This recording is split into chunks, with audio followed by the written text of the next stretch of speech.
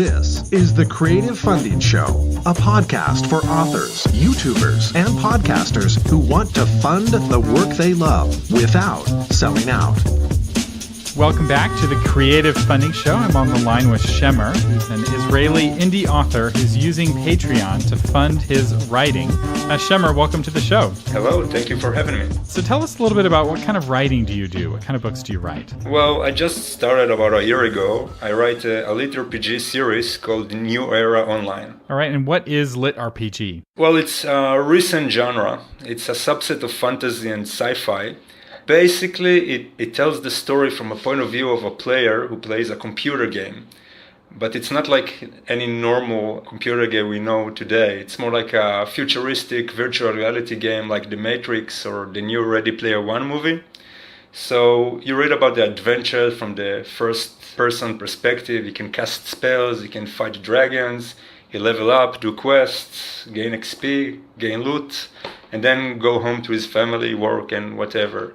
What I love most about this genre is that it gives you about the same euphoria that you get when playing a computer game, so that's great. So it's like a literary version of a computer game. Yeah, exactly. And I can see how it's a new genre and probably not super popular with traditional publishers. If you wanted HarperCollins to publish your book, they're probably not publishing a lot or maybe any LitRPG. Yeah, as far as I know, it's almost exclusively done by indie authors. A few Russian guys started their own publication company, but they're not professionals. Very good. So how do you fund your writing? Well, as you said, I'm an indie writer. I do this as a hobby. I only write on my spare time, so I'm a full-time software developer during the day. That's what keeps the lights on. And do you have a Patreon page? Yeah, I do. Of course. So, tell us about why did you start using Patreon? I got a few requests from some of the readers who really enjoyed my books and wanted to show their support. So I started looking for a solution, how to do that. Just transfer money directly to PayPal felt awkward. So I stumbled on Patreon and I actually realized a lot of the LitRPG authors use it. So I took their example and opened my own page as well. And you've seen quite a bit of success. How many backers do you have? Right now, about 280. That's really impressive for an author. You've been writing for about a year, and you have 280 patrons. Something like that. It grew over time, naturally. Right. And you're writing a genre that didn't exist 5 years ago. So this is very cutting edge in all of the ways. That's just very exciting. Tell us a little bit about setting up the Patreon page. How did that process go? Well, technically, it's very simple. Patreon is very user-friendly. You have a simple walkthrough you can follow, and it just really leads you by hand how to start up your own page. I opened a few other authors' pages to look for examples, see what's popular, what's acceptable, and just follow suit. Mm-hmm.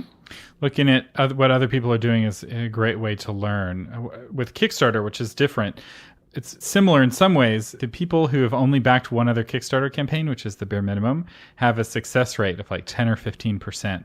But people who back 50 Kickstarter pages have a success rate closer to 60%. And so there's a lot to be said about how many pages you back. And for those of you listening, I really encourage you, back Shemer's page, back lots of pages. Spend $20 a month backing 20 pages. It's the best education you could ever get on Patreon. And don't just back pages that are similar to what you're creating. Also back pages in other categories because you can learn. So if you're an author, you can learn from YouTubers, you can learn from podcasters. So Shemer, so you launched your page. How did you promote it? How did you get the word out about your page? Very slowly. I didn't really promote it at first. When I first started writing, I published in Railroad Legends, which is an amateur site that let authors publish weekly chapters. And I started gathering a following, and it gives you an option to link to your Patreon page. After the ball started rolling and I released my first book, I added at the author note at the end a small statement that if the reader enjoyed the book and would like to show his support, he can do it through my Patreon page.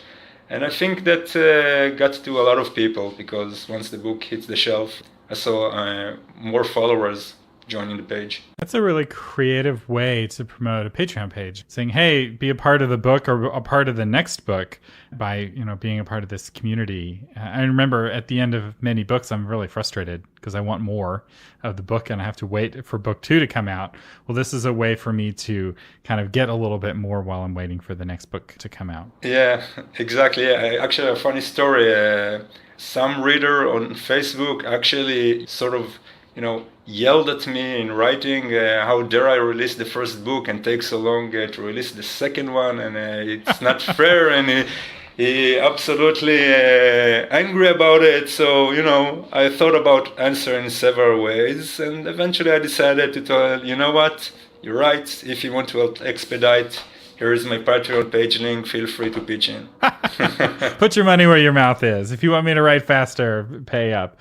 Because the goal is to start replacing some of that software engineering income with Patreon income so that you can work fewer days at your day job and spend more days as an author. Yep, exactly. Actually, just today exactly, I reached my goal to move toward being a full-time author.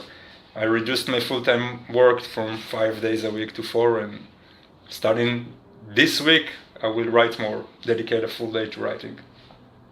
All thanks to Patreon, yeah. That's awesome, and congratulations. Thank you. And what's beautiful about that is that this is a gradual process. It's not like, you have to quit your job and do this full time. It's like you're able to slowly start replacing that income. And it takes a lot of the scariness and risk out of being an artist, where you're able to put all of that energy into actually creating your stories, actually writing your books, rather than wondering how you're going to pay the electric bill, or more importantly, the internet bill. Because let's be honest, that's first, right?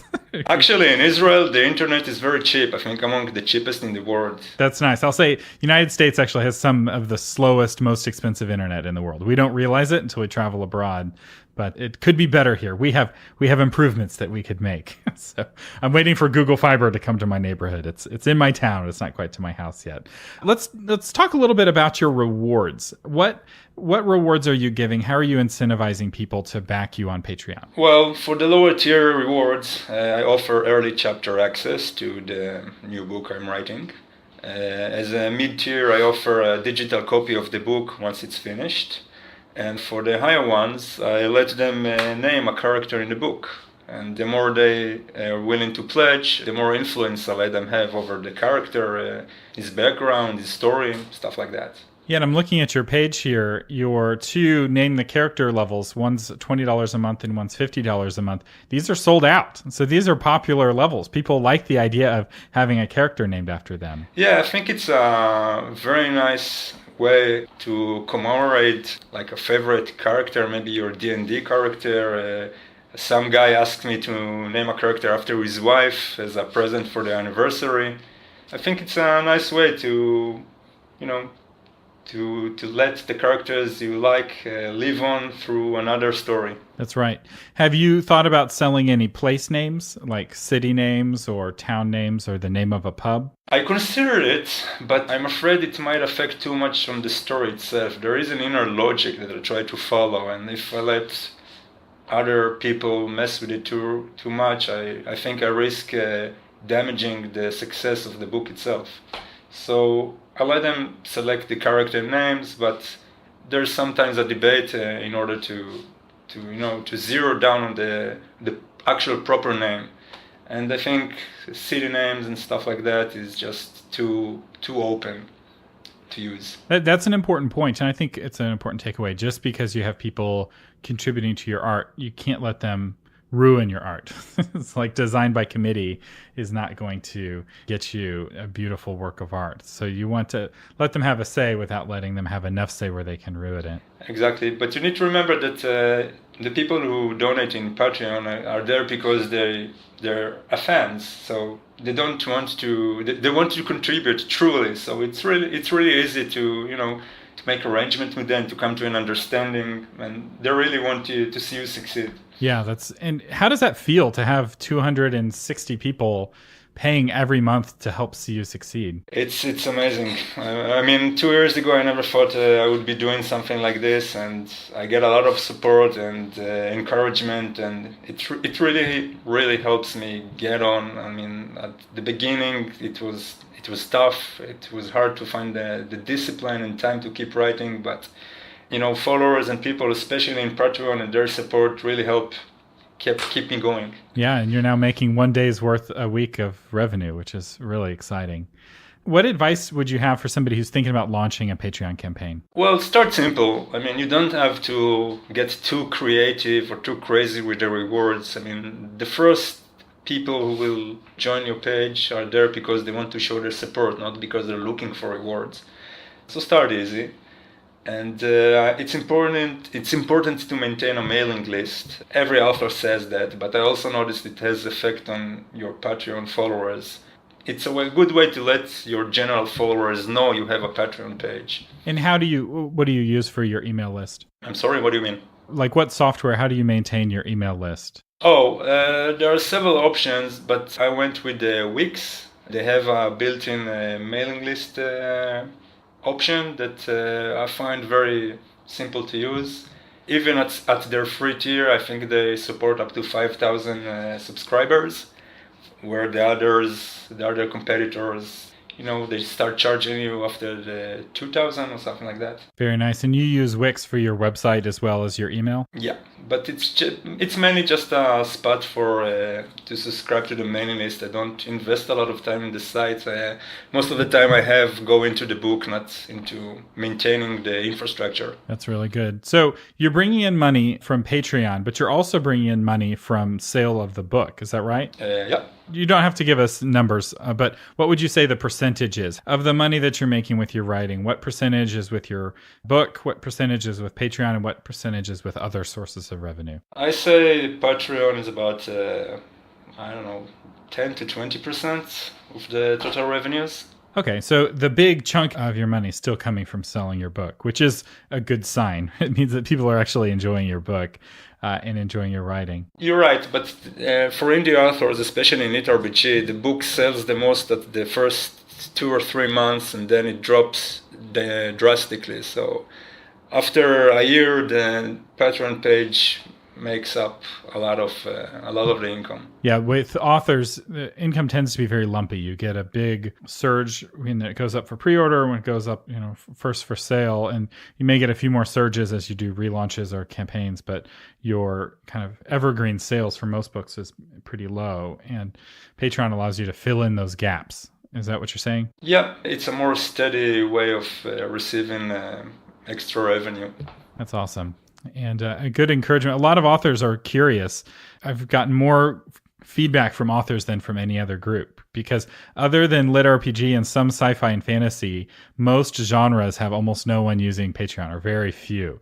And they're all looking at it and they're considering. It's like, could Patreon work for me? So what advice would you have for an author who's thinking about launching a Patreon campaign? Well, there is not really a downside. It takes about 5 minutes work to create your own page, and then it's out there. You don't have to maintain it. If someone wants to show their appreciation, you have it already in place without extra obligation or effort on your part. So why not just do it? That's perhaps the best argument I've heard so far. But it's scary, Shemer. I don't know. People might see that I don't have very many backers. At first you have no backers, but as the list grows, you invest more time and effort in it. And now I think I spend like at least an hour every day corresponding with my patrons, answering their comments.